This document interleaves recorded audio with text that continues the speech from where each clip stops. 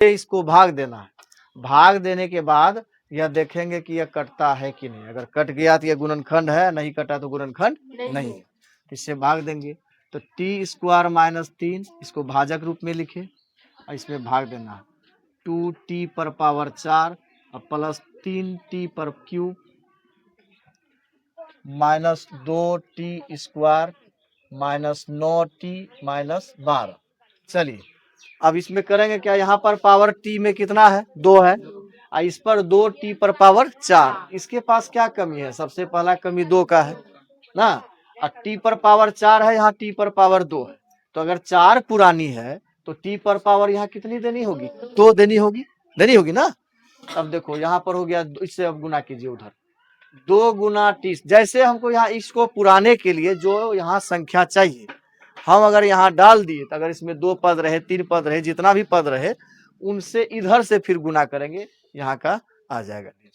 तो 2 गुना 2t square गुना T square करेंगे तो 2 यहाँ पर गया, टी पर पावर 2 यहाँ टी पर पावर 2 तो टी पर पावर हो गया 4, टी पर पावर 4 हो गया।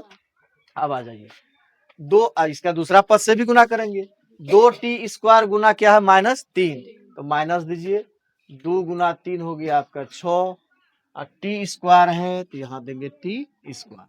हो गया इसका काम। अब चिन्ह बदलना है, यहाँ माइनस है तो हो जाएगा प्लस और यहाँ प्लस है तो माइनस। तो 2t पर पावर 4 प्लस में 2t पर पावर 4 माइनस में ये और ये आपका कट गया। अब इस पर 6t स्क्वायर है और यहाँ क्या है 3t, जिसका हम क्या बताए थे, जिसका पावर ज्यादा रहेगा उसको आगे रखेंगे। तो इस पर तो पावर 2 है, इस पर कितना है, ये किस में है, प्लस में कि माइनस में, तो उसको आप यहाँ आगे रखिए पहले 3t पर पावर 3 यानी 3t पर क्यूब भी बोल सकते हैं। अब देखिए 6t स्क्वायर किस में है, माइनस में है कि प्लस में है, प्लस में। और 2t स्क्वायर किस में है, यह इसी की जाति का है ना। तो 6t स्क्वायर में 2t स्क्वायर घटा देंगे कितने बचेंगे, 4t square, 4t square. Plus में बचेंगे कि माइनस में, किस में बचेंगे, क्यों प्लस में बचेंगे, प्लस की संख्या ज्यादा। तो 6t स्क्वायर में 2t स्क्वायर माइनस में घट गया, क्या बचा 4t स्क्वायर। अब 2 पद यहाँ हो गया, फिर से इसमें कटाना है। अब देखिए यहाँ t पर स्क्वायर है, यहाँ t पर क्या है पावर 3, यहाँ 3 चाहिए आगे में, यहाँ चाहिए ना जी। तो यहाँ पहले क्या देंगे, यहाँ प्लस है कि माइनस है, प्लस, तो क्या देंगे यहाँ प्लस। यहाँ चाहिए हमको यहाँ 3t क्यों, तो यहाँ बेचारा खाली सिर्फ t स्क्वायर है तो यहाँ कितना से गुना देंगे 3 से। तो 3 दे दिए तो 3t स्क्वायर होगा, लेकिन हमको 3t क्यूब चाहिए, एक t इसके पास देना होगा। तो इसका एगो टी, इसका क्या टी 2, तो 3t हुआ, तो 3t अब ये पूर जाएगा। अब इधर से फिर गुना करो तो 3t गुना टी स्क्वायर तो हो गया 3 का 3 हो गया, t गुना टी स्क्वायर क्या हो गया टी पर पावर 3 हो गया। यहाँ तक समझ रहे हो। फिर 3t गुना इससे करेंगे इसके दूसरे पद से, क्या है माइनस 3t कितना हुआ 9t, 9t हो गया। अब इसको माइनस है तो प्लस, प्लस है तो 3t cube, 3t cube plus minus cut गया। अब यहाँ क्या है 4t स्क्वायर ऊपर में, वैसा कोई बचा है अभी स्क्वायर वाला, इसका काम तो ले लिए, इसका काम भी ले लिया है ना। अब 4t स्क्वायर वहां नहीं है तो अब 4t स्क्वायर को यहाँ रख दीजिए, आगे रख दिए। अब 9t किस में है, माइनस में है कि प्लस में है, प्लस में है।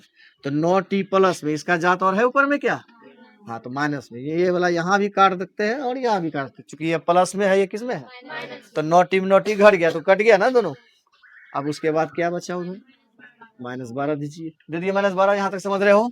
अब यहाँ क्या पुराना है 4t स्क्वायर, टी स्क्वायर तो इसके पास पहले से है तो किससे गुना करना पड़ेगा, तो प्लस में कि माइनस में, प्लस में। तो 4 से गुना कीजिए तो 4 गुना टी स्क्वायर तो क्या हो गया 4t स्क्वायर।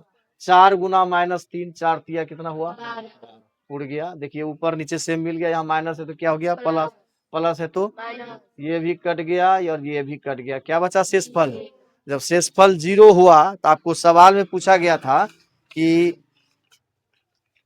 पहले पद से दूसरे पद को भाग करके जांच कीजिए कि क्या प्रथम बहुपद द्वितीय बहुपद का एक गुणनखंड है गुणनखंड है कि नहीं है। तो लिखिए, इसलिए प्रथम बहुपद द्वितीय बहुपद का गुणनखंड।